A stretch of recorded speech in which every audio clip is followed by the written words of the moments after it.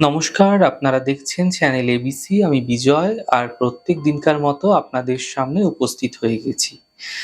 আজকে আমি আপনাদের সঙ্গে এখন আলোচনা করব বৃহস্পতির রত্ন সম্পর্কে, যাকে বলা হয়ে থাকে পোকরাজ।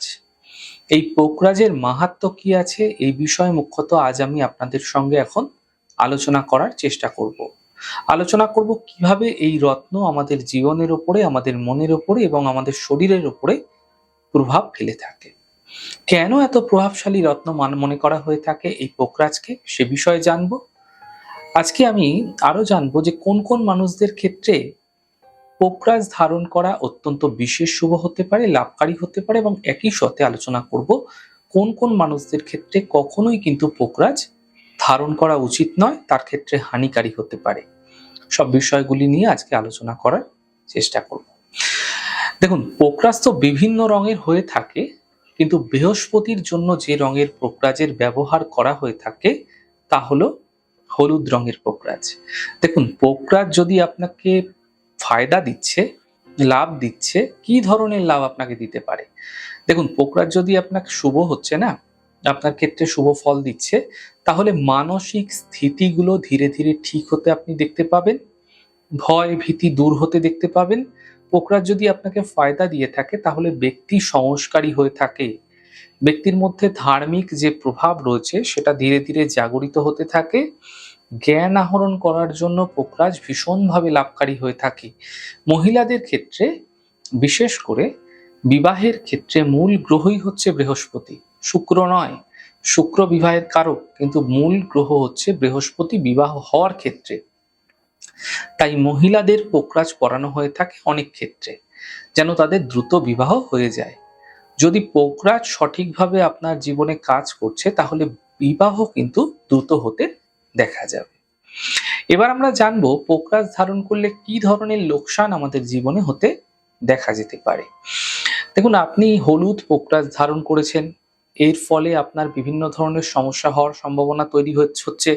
এমন ক্ষেত্রে কি ধরনের সমস্যা আপনার ক্ষেত্রে তৈরি হতে পারে? আপনি না জেনে বুঝে হঠাৎ করে পোকরাজ ধারণ করে ফেলেছেন, বা কেউ আপনাকে ধারণ করতে বলেছিল, আপনি পোকরাজ ধারণ করে ফেলেছেন, কিন্তু আপনার ক্ষেত্রে পোকরাজ শুট করছে না, আপনার ক্ষেত্রে পোকরাজ প্রয়োজন নেই। এমন ক্ষেত্রে কি সমস্যা আসতে পারে? দেখুন, হলুদ পোকরাজ আপনি ধারণ করার পর যদি সমস্যার সৃষ্টি হচ্ছে, তাহলে প্রথমেই যেটা দেখবেন, আপনার মনের মধ্যে, আপনার মন মানসিকতার মধ্যে যে খুশি, যে আনন্দ, যে হ্যাপিনেস, সেটা কিন্তু ক্রমশ হারিয়ে যাবে।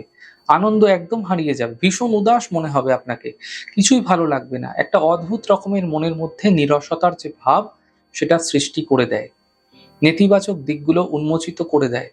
দেখুন, যদি পোকরাজ আপনাদের ক্ষেত্রে ক্ষতি করছে কিন্তু আপনি পোকরাজ ধারণ করে রেখেছেন, তাহলে আপনাদের মধ্যে ধীরে ধীরে জ্ঞানের এবং আপনার সৌন্দর্যের অহংকার বৃদ্ধি পেতে থাকবে। আপনার অযথা জ্ঞান, আপনার অযথা সৌন্দর্য, এগুলোর মধ্যে একটা মানে একটা অহংকার, এগুলো কিন্তু বৃদ্ধি পাবে। আর এই অহংকার আপনাকে ভয়ঙ্কর থেকে ভয়ঙ্কর ক্ষতির দিকে কিন্তু নিয়ে যেতে পারে। হলুদ পোকরাজ আপনার জন্য যদি ক্ষতিকারক হয়ে রয়েছে এবং আপনি পোকরাজ ধারণ করে রেখেছেন, এমন ক্ষেত্রে আপনার শরীরে মেদ বৃদ্ধি হতে পারে, পাচন শক্তি সম্বন্ধীয় সমস্যাগুলি দ্রুত বৃদ্ধি পাবে, গ্যাস অম্বল অ্যাসিডিটির সমস্যা বৃদ্ধি পেতে পারে, যার ফলে পেট সম্বন্ধীয় সমস্যায় আপনাদের কিন্তু ভুগতে দেখা যেতে পারে। হাইপার অ্যাসিডিটি সংক্রান্ত সমস্যাতেও কিন্তু ভীষণভাবে ভুগিয়ে থাকে এই নেগেটিভ পোকরাজ। অর্থাৎ প্রয়োজন নেই, আপনি ধারণ করে রেখেছেন পোকরাজ, তাহলে এরকম ধরনের সমস্যাগুলো কিন্তু আপনাদের সঙ্গে, আপনাদের ক্ষেত্রে বৃদ্ধি পেতে আপনারা দেখতে পাবেন।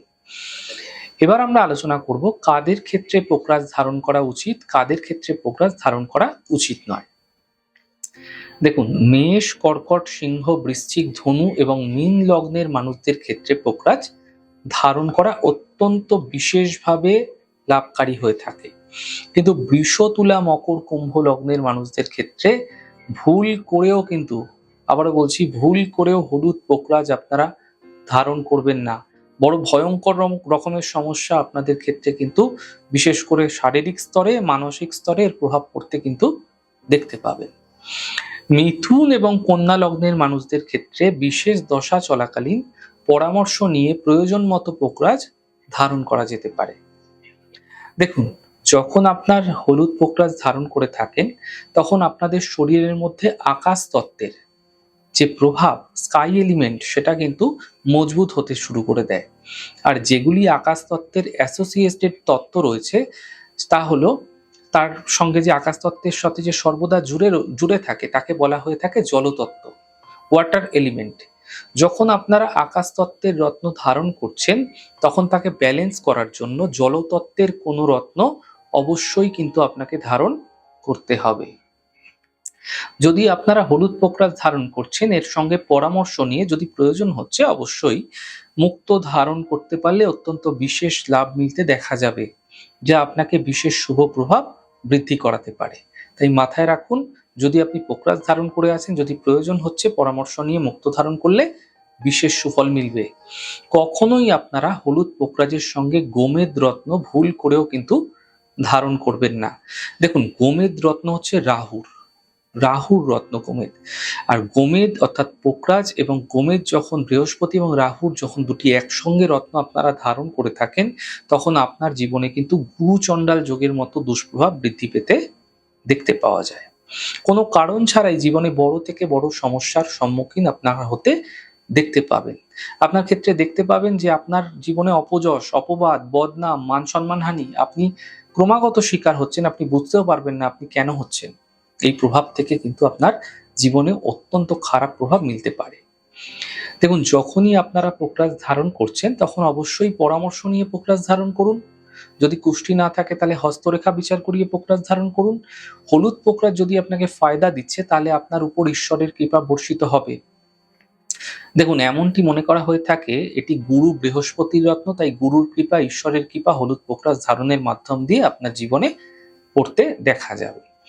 এবার আমি আলোচনা করব পোকরাজের ধারণের নিয়ম কি আছে। দেখুন, বৃহস্পতির থেকে লাভ পেতে, বৃহস্পতির সমস্ত বৃদ্ধি করতে হলুদ পোকরাজ সোনার আংটিতে বাঁধিয়ে তর্জনী আঙ্গুলে কিন্তু ধারণ করা হয়ে থাকে। আপনার D16 ছক অর্থাৎ ষোড়শাংশ ছক অনুসারে শোধনপূর্বক শুভ মুহূর্ত দেখে আপনারা পোকরাজ ধারণ করতে পারেন। এতে বিশেষ সুফল মিলতে আপনারা দেখতে পাবেন। তাহলে আজ আমি আপনাদের সঙ্গে আলোচনা করলাম পোকরাজের বিশেষত্ব কি আছে, কাদের ক্ষেত্রে পোকরাজ ধারণ করা উচিত, কাদের ক্ষেত্রে পোকরাজ ধারণ করা উচিত নয়, পোকরাজ ধারণে আপনাদের জীবনে কি ফল মিলতে পারে, তার সমস্ত কিছু আমি আপনাদের সঙ্গে এখন আলোচনা করলাম।